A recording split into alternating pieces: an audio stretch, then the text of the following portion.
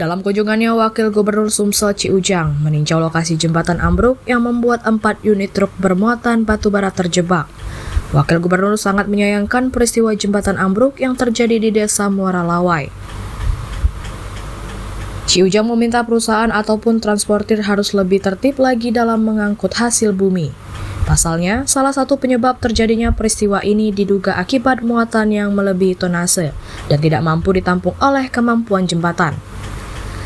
Salah satu upaya yang harus dilakukan untuk mengantisipasi kejadian berulang yakni perusahaan harus membuat atau melalui jalan khusus batubara agar juga tidak lagi merugikan masyarakat yang dilintasi oleh truk.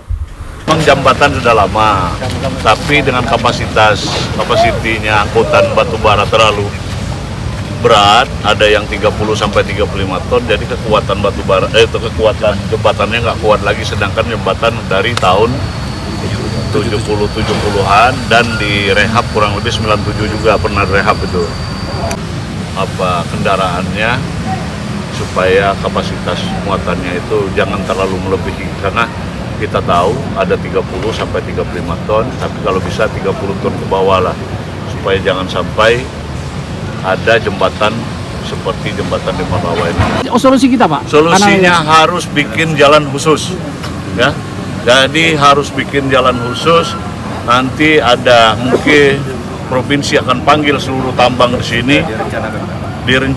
Sudah rencanakan dengan tambang, paling kita kasih waktu paling lama 1 tahun harus bikin jalan khusus. Dan saya akan laporan dengan Pak Gubernur, harus bikin jalan khusus supaya tambang berjalan, masyarakat tidak terganggu. Dari Muara Enim, Sumatera Selatan, Edwin Sasatria, iNews melaporkan.